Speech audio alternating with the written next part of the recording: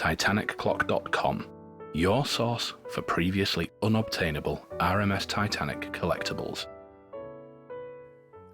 If you bought our Titanic dining room god and goddess heads, and then at a later time ordered the pilasters, this video is for you. When heads and pilasters are ordered together, we pre-assemble them for you. So they're shipped, assembled, and ready to hang on your wall.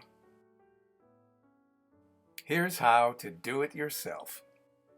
Since they are keyhole drilled on the back, you could hang one above the other on your wall like a cluster of pictures. But you'll always have a bit of a gap. No matter how hard you try, you won't get it to line up really perfectly. So it's best to glue them together so you can have a nice fit. First thing to do is see how they fit.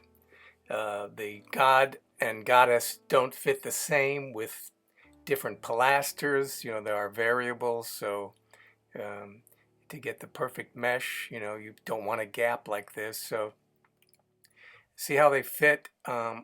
We take a belt sander and we flatten this out if there's a hump, so it will fit squarely like so. So once you've got the fit like this, then the next step will be to glue it together. People who work with resin all the time recommend Power Grab. I got this at Home Depot, probably Lowe's has it. You can buy it online, a lot of different places. Here are two other glues from my experience that work very well. Silicone rubber and E6000 industrial glue. But I use all three. All three, you say? Yes, all three. And that's because I have experience, 40 years here, gluing all kinds of different materials together. And sometimes after 10 or 20 years, glues dry up and things fall apart. So I want things to last forever. So I use all three. And here you see all three dabbed on there. It doesn't take much. And then you can put it together like this. Make contact. Get it lined up nicely. And just give a little twist to it, some pressure. And let it dry in a safe place, standing up. At least 24 hours is recommended. Now we have the god and goddess glued together, and we've moved it outside to do some work on the drapery. I love working outside on a beautiful day and with my dogs around about me. I was working on the pedestal that particular day. But there's just nothing like daylight for detail work. So I work outside whenever I can. I tried to get the drapery to be a perfect fit, and nothing is ever perfect. So it requires some work once they're put together to get the swag to line up properly. You can see I'm just using an X-Acto knife and carving through the resin. So it's a matter of carving and some sanding, and you can make it look as nice as you have time for. This is why it's highly recommended you buy these as a set, pre-assembled by me, because then you don't have to do all this. I'll do it for you. This is the highly recommended 3M fine product for doing your sanding.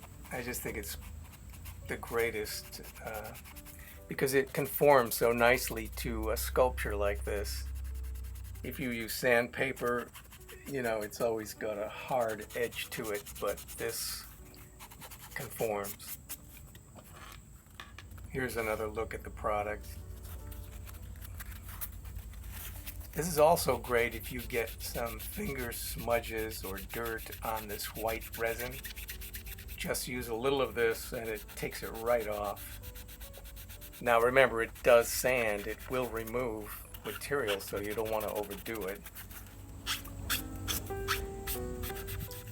Now I'm cutting in the lines of the drapery, trying to give the illusion of the folds of the drapery going from the lion down into the pilaster.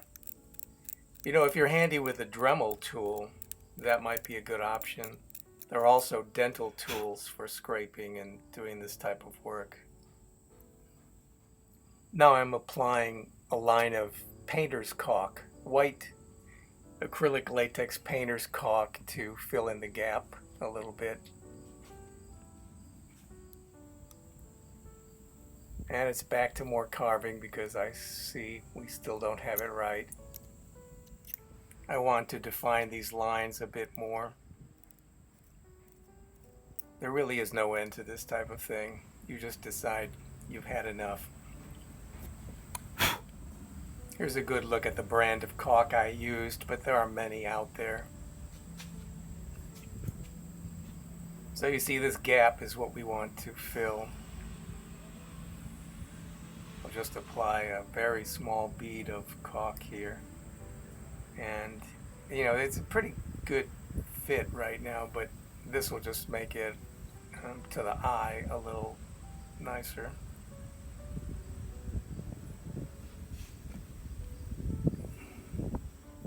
And now the other side. We just repeat the same process.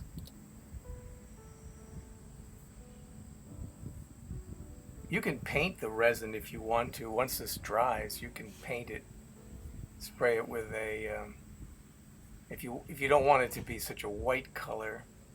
I mean, we don't have pictures to tell us exactly what white was used on Titanic.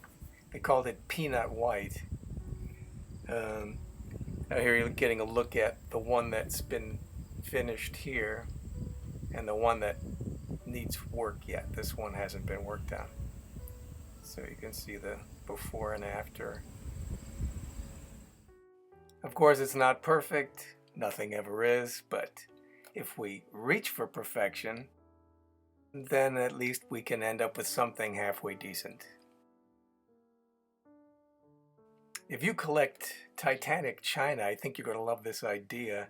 We now put a little groove in the top, a plate groove, and you can use these to display your china instead of using them architecturally. I plan to hang a pair of these holding Titanic china plates in my dining room here at Havencrest Castle.